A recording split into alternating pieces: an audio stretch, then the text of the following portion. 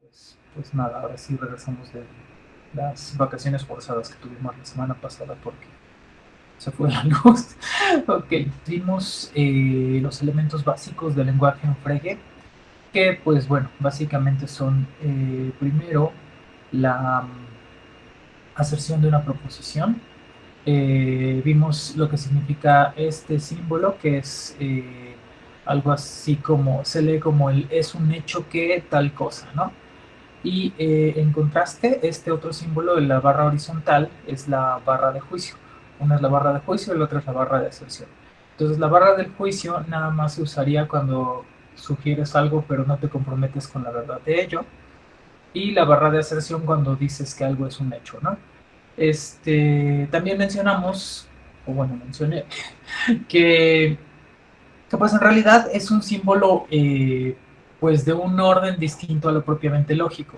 Lógicamente no tiene una repercusión en ni siquiera aparece, por ejemplo, cuando nosotros escribimos el significado de los árboles de Frege en el cálculo proposicional clásico, como lo hacemos ahora, cuando lo cambiamos a P's, Q's y implicaciones y todo lo demás, pues no tenemos un signo para eso porque la barra de aserción pues es más bien un operador de orden intencional, que lo que dice es una información distinta y extralógica que de alguna forma para Frege también por el momento en el que presenta su conceptografía y de acuerdo con las cosas que él pensaba, pues va muy de cerca de su idea de la ontología y la epistemología.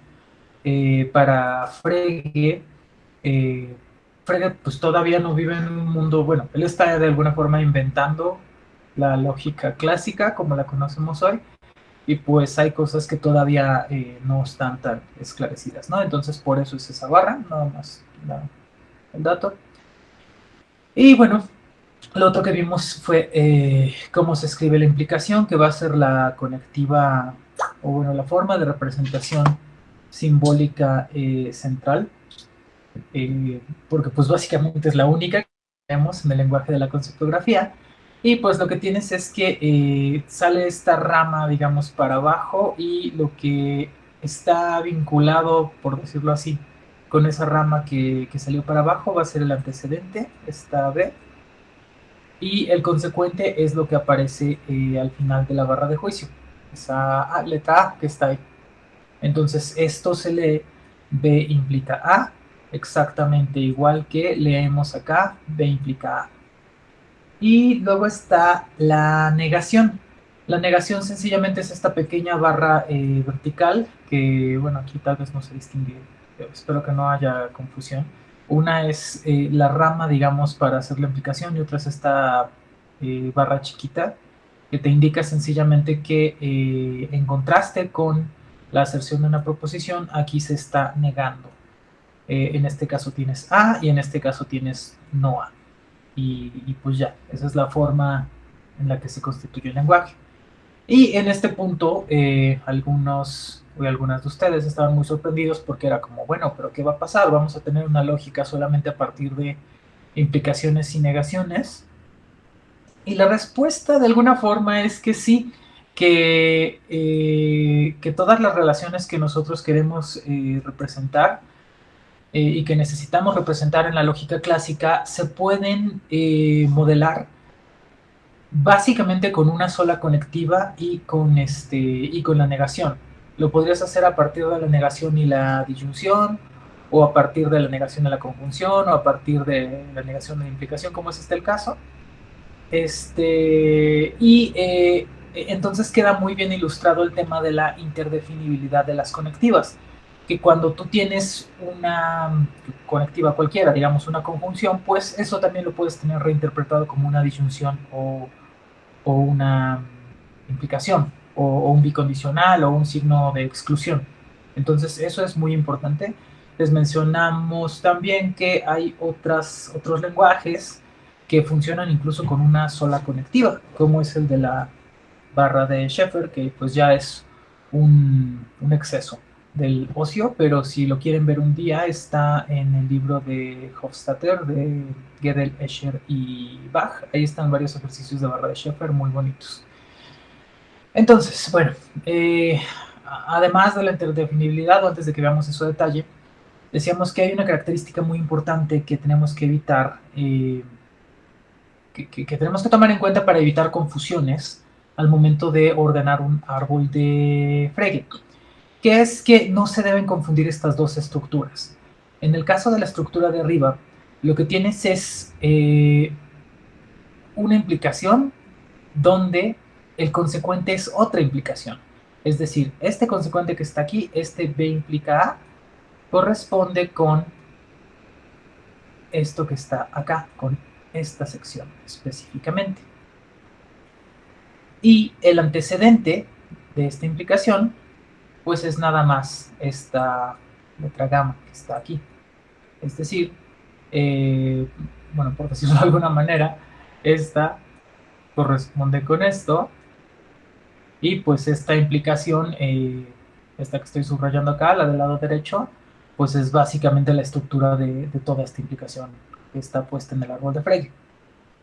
Y no hay que confundirla con otra estructura que pues por el uso de los paréntesis también es algo que en algún momento pudo suponer alguna dificultad, que es que en este caso el consecuente que aparece aquí, la letra A, es pues una proposición atómica, es lo que está aquí al final de la barra de juicio, es algo simple, por decirlo así, y el antecedente es una implicación, este gamma implica beta, todo este gamma implica beta que está aquí corresponde con esta rama que está acá.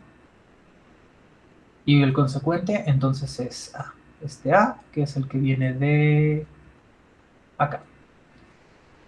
Entonces, muy importante que no haya esa confusión. Por eso pusimos aquella diapositiva y la explicamos en aquel día y por eso se la recuerdo ahora. Estimo que no hay dudas hasta aquí. Creo que no. No, perfecto. Y bueno, vimos también cómo se hacía la estructura de conjunción y disyunción. Lo que teníamos que demostrar básicamente es cuál era la forma en la que la conjunción y la disyunción respectivamente eran equivalentes a una fórmula bien formada que tuviera como conectivas solamente a la implicación y la negación. Y pues ese es el caso con las fórmulas que están aquí. Después de hacer unas dobles negaciones, ley de Morgan, implicación material, llegamos a la que la conjunción equivale a esto en términos de implicación y negación, y que la disyunción equivale a esto. Y que ya que tenemos estas fórmulas, entonces podemos tener sus respectivos árboles de Frege. Y entonces vimos cómo se construían. Sencillamente dices, bueno, tengo que, en este caso, el consecuente es la negación de R, es decir, esto que está aquí. El antecedente es la afirmación de P, que es lo que está aquí. Y todo está negado, esta negación que está aquí afuera del paréntesis, que todo esté negado se representa de esta forma. Entonces, eso lo vimos a detalle en la clase pasada, construimos unos arbolitos y luego había unas flechitas de colores que les indicaban dónde iba cada cosa y todo pues salía bien, ¿no? Y lo mismo pasa del lado derecho. En el lado derecho tenemos, bueno, no exactamente lo mismo porque justo esto ilustra muy bien la relevancia de colocar en el lugar correcto las negaciones. En este caso lo que tienes es que el consecuente es la afirmación de Q, listo, y el antecedente es la negación de P. Entonces, para que la negación vaya directamente sobre la variable proposicional en cuestión, pues se tiene que poner aquí. Este es no P, que corresponde con esto. ¿Qué pasaría si esa P la hubiéramos puesto como en el ejemplo del lado izquierdo, aquí? Bueno, si hubiéramos hecho eso, en realidad lo que hubiéramos estado diciendo es esto. Estaríamos negando toda la implicación. Entonces hay que tener mucho cuidado con dónde ponemos la implicación, hay que prestarle mucha atención. La implicación, la negación, disculpen. Entonces, eso vimos en la clase pasada. Y hasta aquí no hay dudas, perfecto. Y vimos también que en conceptografía Frege ya tiene una idea de lo que son las verdades lógicas o las tautologías. Sabe que hay cosas que son verdades necesarias, que no pueden ser que no pueden no ser verdaderas en tanto se haga una misma interpretación consistente de ellas en ningún mundo posible. Esa es la idea de una verdad lógica. Entonces, pues algo como el modus ponens quedaría representado de esta forma que es un tanto impráctica. Lo que tienes es lo que conocemos como B implica A, dices, bueno, esto que ya revisamos hace un momento, el antecedente es B y el consecuente es A, entonces se representa así. Luego tienes la aserción del antecedente que es B, listo, y de eso se sigue la aserción del consecuente que es A. Entonces, pues esto no sería muy práctico para hacer demostraciones, esta forma en la que está escrita del lado izquierdo, pero pues es algo que Frege sí tenía ya presente y que, como recordarán, además define al momento de explicar qué cosa es una implicación. Cuando él explica qué cosa es una implicación, da la evaluación de la definición de la implicación, da los valores de verdad, 1, 0, 1, 1, y cuando hace eso, lo que dice es, bueno, queda determinado que ciertas relaciones van a seguirse necesariamente de la interacción con esto que estoy definiendo aquí como un condicional.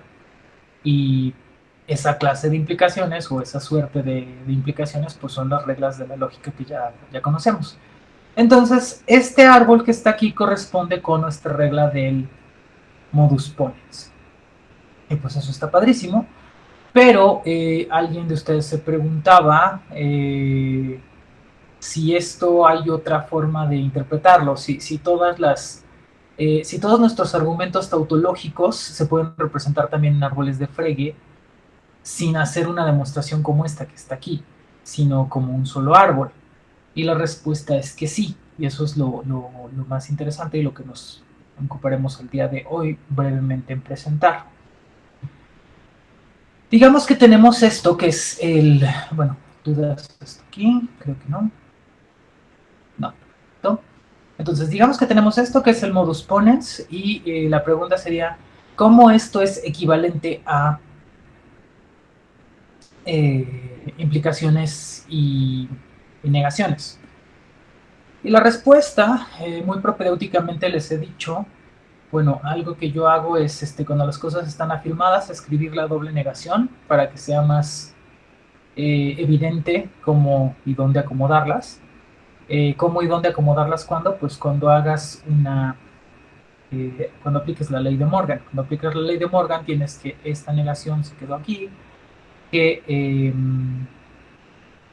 que esto que está acá se quedó acá, del lado izquierdo, y que estas dos negaciones, digamos, las que quedan, por decirlo de alguna manera, distribuidas en esta que está afuera del paréntesis. ¿Me explico? Entonces, si les estorba hacer las dobles negaciones, pues no lo hagan, ¿no? Hay gente que lo entiende muy rápido y lo hace más bien directamente. Pero bueno, esa es la idea. Esta es la equivalencia por ley de Morgan. Y lo que sucede con la ley de Morgan es que vamos a decirlo así, se redistribuyen estas negaciones y cambia la conectiva, que era una conjunción, a una disyunción. Lo demás se quedó igual, ¿no? El consecuente, que es Q, pues sigue en su mismo lugar. El antecedente nada más es donde estamos viendo esos cambios, primero con la doble negación y luego con la ley de Morgan. Entonces, hecha la ley de Morgan, ya estamos muy cerca del objetivo porque todo lo que hay que hacer es una implicación material. La implicación material en este caso sirvió para cambiar esta conectiva, que es la disyunción, a una implicación, y esta negación que estaba en el antecedente pues se eliminó, se quedó afirmado el antecedente y ya quedamos, ya tenemos todo en términos de negaciones e implicaciones. Hasta aquí dudas, espero que no. Ya tenemos claras las aplicaciones de la ley de Morgan. Y eso significa que, según esta demostración que acabamos de ver, es el modus ponens o la formulación clásica del modus ponens que está aquí arriba es equivalente a esta misma formulación en términos de implicaciones y negaciones. Y eso significa que en estos términos que tengo aquí subrayados, a los que le puse una palomita al lado derecho en este momento, los podemos poner en términos de un árbol de Frege. ¿Y cómo hacemos eso? Te pregunto en la siguiente diapositiva. ¿Cómo hago un árbol de Frege de esta oración, o bueno, de esta fórmula? La mejor estrategia, por supuesto ustedes van a ver cuál les funciona más, pero la mejor estrategia es empezar, por decirlo de una forma, de derecha a izquierda. En este caso, lo que tienen que ubicar es quién es el consecuente último del árbol que quieren construir, y pues en este caso es Q. Entonces lo que tienen es que al final de la barra de juicio lo que va a estar es esta Q. Esta Q y esta son las mismas. Luego, Q es el consecuente de un antecedente, de un condicional donde el antecedente es todo esto. Nótese que esta negación está negando todo el antecedente, pero solo el antecedente, no niega toda la fórmula. Entonces ahí es algo que ir considerando desde ahorita. Entonces lo que queremos modelar es cómo se comporta este antecedente. Este antecedente, ¿por qué está compuesto? Bueno, pues hay otra implicación, hay una implicación aquí y otra implicación acá. Entonces, esta segunda implicación, vamos a poner el número, esta es la 1 y esta es la 2. Esta segunda implicación tiene como consecuente a un no P. Entonces, ese no P, que es el consecuente, pues es lo siguiente que vamos a poner. Entonces, este Q corresponde con esta, este no P corresponde con esto. ¿De acuerdo? ¿Y qué tiene como antecedente ese no P? Bueno, ese no P tiene como antecedente esta otra implicación, P implica Q. Entonces, eso significa que lo pones de esa forma.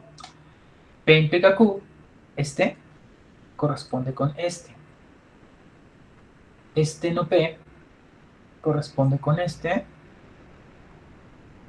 Y esta Q corresponde con esta.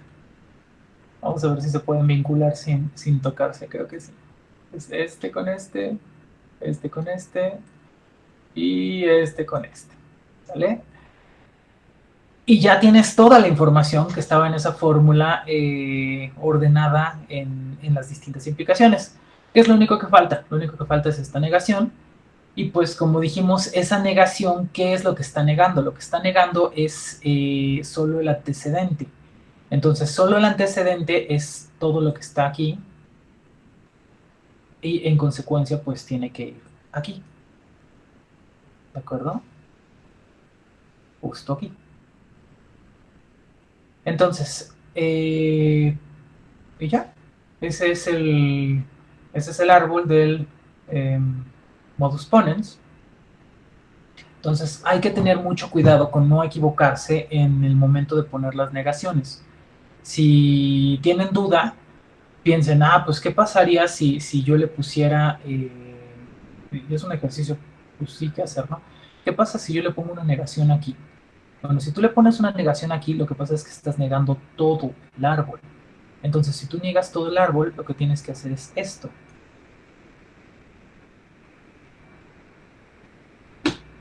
¿Y qué pasa si le pongo una negación acá, en el consecuente?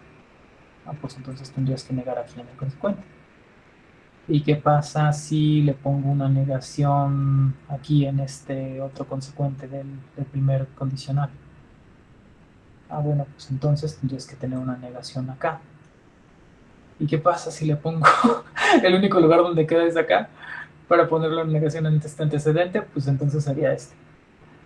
La primera ocurrencia de P. Entonces hay que tener mucho cuidado con eso. Nada más es cuestión de ver cuál es el orden en el que hay que plasmar la información. Y pues sencillamente tienes que empezar, por eso les decía, la forma más sencilla de verlo es empezar por la derecha. Porque si empiezas por la derecha, lo que ves es el último consecuente, por decirlo así, de la barra de juicio que está aquí. No sé si hay dudas. Exactamente, Noemi. Sí, sí, ese error lo cometemos todas las personas. Este, entonces es muy importante prestarle atención. Vamos a hacer otro árbol para que quede claro. ¿Qué pasaría si hacemos el árbol del modus tollens? Bueno, modus tollens, pues que hay que saber primero. Bueno, este es un caso importante.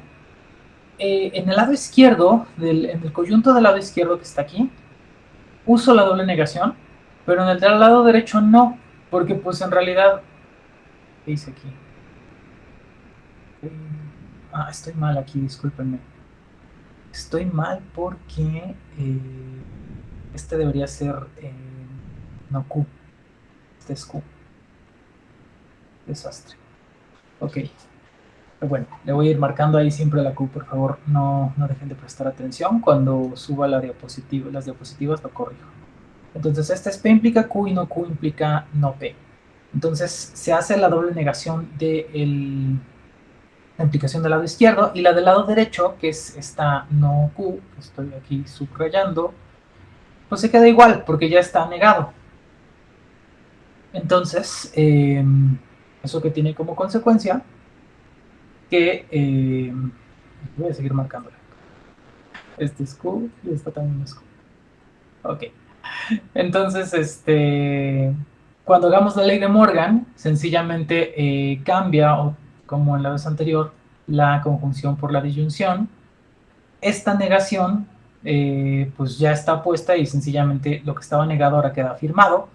Y este que estaba doblemente negado, pues queda con una sola negación. Es decir, el coyunto del lado izquierdo, que tenía dos negaciones, se queda nada más con una.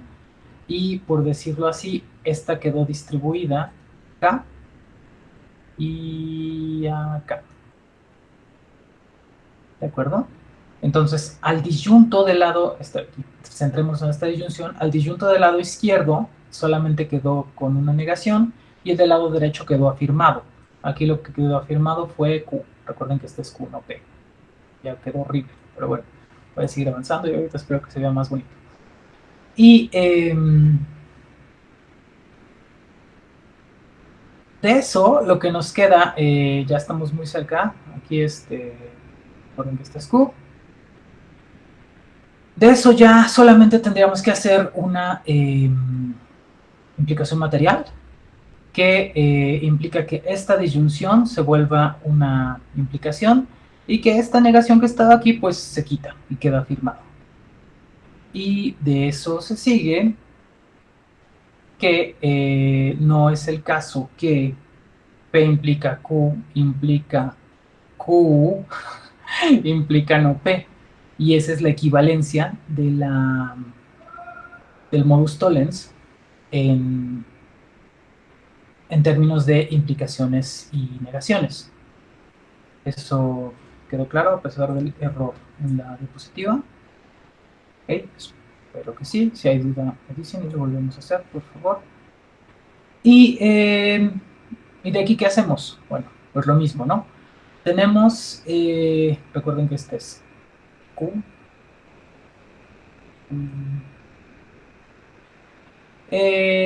Lo mismo, empezamos por el lado derecho y lo que tienes es que el consecuente es no P y eso es lo que aparece acá. Luego, el antecedente entonces va a ser todo esto. Otra vez el antecedente va a estar negado todo, pero solo el antecedente, no todo el árbol. Entonces, el consecuente aquí, otra vez, este es Q y esta también es Q, no es P. El consecuente es esta Q, que está aquí, y su antecedente es esta otra implicación, P implica Q.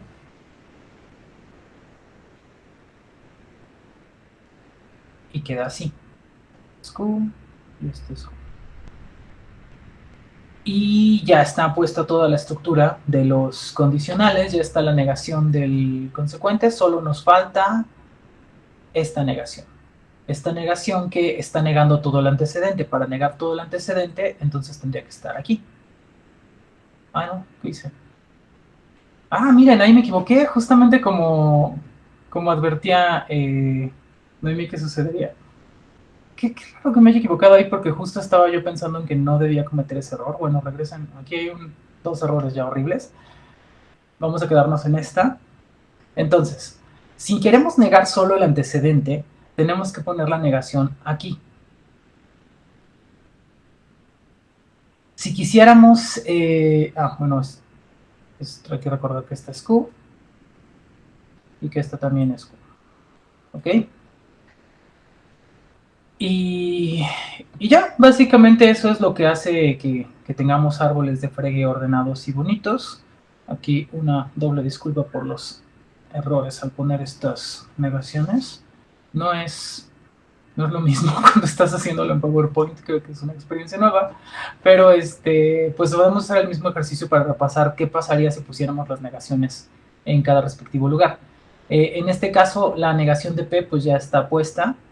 Si esta Q que está aquí estuviera negada, pues sencillamente habría que poner una negación aquí. Si esta otra Q estuviera negada, la del primer condicional, pues habría que tener una negación aquí.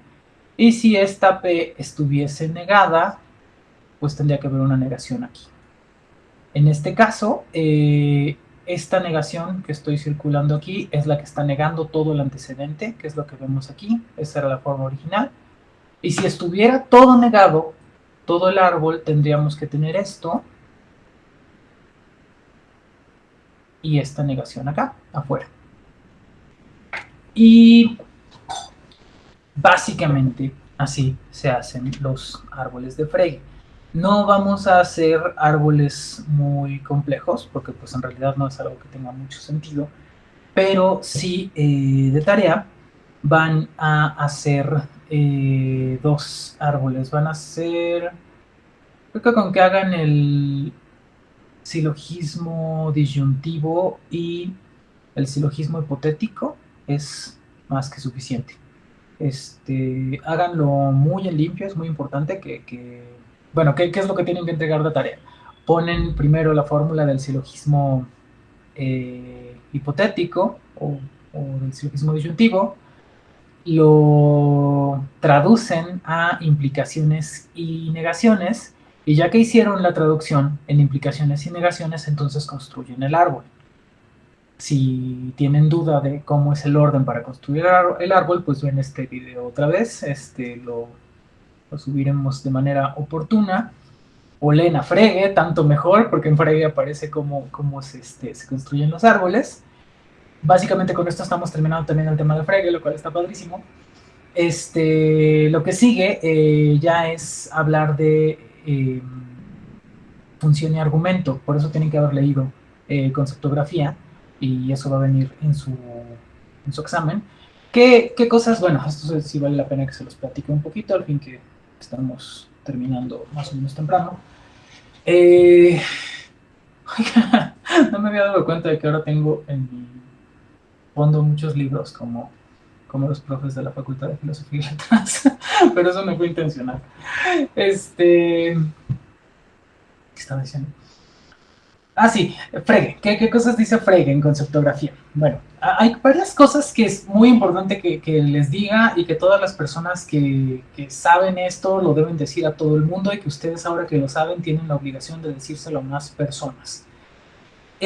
¿Cómo entiende Frege la lógica? Sí entraña una relación muy fuerte con la epistemología y con la ontología, pero Frege, ni Frege, ni Bertrand Russell, ni Aristóteles, ni ningún lógico que se respete, piensa que las estructuras de validez como las que acabamos de ver en el modus ponens, en el modus tollens o las verdades lógicas sean exactamente la verdad, o que porque pones algo en términos de una demostración lógica, pues entonces estás diciendo algo verdadero. Nadie piensa eso. Esa es una caricatura de logicismo que pues, sí existió en algún momento, pero pues era pues, todo un malentendido, ¿no? Nadie piensa que porque pongas algo en términos formales, pues vaya a ser verdadero. Nadie, ningún lógico serio, cuando conozcan a un lógico que sí piensa algo así, pues desconfíen, porque pues, es alguien que no ha entendido muy bien de qué se trata, ¿no? Entonces, Frege lo que dice es la aplicación idónea de la conceptografía está en el cálculo y en los lenguajes formales. Específicamente dice un cálculo, creo que es el cálculo infinitesimal, no recuerdo cuál es el cálculo que dice específicamente, y a lo que se refiere es, pues esto funciona o va a funcionar para cosas que sean veritativo funcionales y que utilicen, bueno, ¿qué quiero decir con eso? Que funcionen medio con tablas de verdad y que utilicen a lo más lenguajes que utilizan relaciones de función y argumento. Y pues Y ya, y él tiene muy claro que es una herramienta formal que no va a servir para todas las cosas. En algún momento, o más bien pocas líneas después, dice, esta herramienta de la conceptografía sería útil para los filósofos y cualquier persona que quiera tener un análisis conceptual riguroso. ¿Por qué? Por dos razones. Y eso se ve cuando ustedes llegan al final de, bueno, cuando desarrolla las definiciones Frege, llega al cuadro de oposición, que ya es un tanto distinto del aristotélico, y básicamente lo que establece es, mira, cuando tú tengas una clase de cosas que tengan esta propiedad y tengas, lo que puedes relacionar de alguna forma es que si tienen esta propiedad, tienen esta otra, el universal afirmativo. Y si corresponden a esa categoría, a los juicios tipo A, por decirlo de alguna forma, entonces no corresponden a los juicios tipo O. Es decir, se conserva la relación de contradictoriedad. Y lo mismo entre los E y los I, del universal negativo al particular afirmativo. Eso sí se conserva, hay otras relaciones que no. Este, pero lo verdaderamente relevante es que Frege está pensando que estas herramientas te sirven para evitar equívocos y ambigüedades. Y eso es justo lo que vamos a ver cuando estemos revisando el artículo de José Alfredo Amor Montaño, donde nos explica cómo establecer relaciones en lógica de predicados. En el caso de Frege, lo que él dice es, mira, tienes funciones y argumentos. ¿Qué es la función? Es algo que es fijo y el argumento es algo que es cambiante. Entonces, tú puedes tener una función que defines con alguna propiedad, por ejemplo, la de ser azul, y dices, mira, este bolígrafo, en este caso lo pongo en el lugar de la variable, pues en este momento si digo este bolígrafo es azul, pues resulta que es verdadero. Pero si en cambio digo este teléfono es celular, es azul, pues entonces digo algo que es falso. Y lo que dice Frege es, pues así es como establecemos las relaciones de verdad y falsedad, en términos muy sencillos. Cuando predicamos con respecto a propiedades de las cosas. Y cuando hablamos de relaciones, también pasa algo parecido. El ejemplo clásico es este de, pues no es lo mismo, Sócrates odia a Platón, no es ama, perdón, Sócrates ama a Platón que Platón ama a Sócrates. No, no son el mismo enunciado, ni tampoco está implicado lógicamente uno por el otro. Y sorpresivamente las personas no siempre piensan eso. Entonces, esta misma idea la trabaja Bertrand Russell en las proposiciones, creo que son y cómo significan. Lo que él dice es, esta misma estructura la tenemos en todos los juicios donde establecemos relaciones. Sócrates ama a Platón, tiene la misma estructura que Napoleón odia a Wellington. Sencillamente sustituyes cada término o cada argumento por cosas diferentes y sustituyes también la relación de la que estás hablando ahí. Entonces, bueno, todo esto lo van a leer en conceptografía y sienta las bases de lo que va a ser la lógica de predicados y por último integra los elementos de la cuantificación. Integra el elemento de la cuantificación como la generalidad, como una cuña que aparece antes de cada uno de los árboles, y lo particular sencillamente como la negación de la generalidad. Entonces, la simpleza con la que Frege presenta esto es algo maravilloso. Bueno, simpleza entre comillas, porque sí es un lenguaje un tanto limitado, por decirlo de alguna manera, sí es como que un poco impráctico, pero la verdad es que con muy pocos elementos logra modelar una teoría muy rica, que es lo que hoy utilizamos o lo que hoy conocemos como lógica de predicados de primer orden con igualdad. Y eso es lo que estamos haciendo ahora y me tiene muy, muy, muy feliz. Y pues, nada, si no hay más por hoy, entonces terminamos.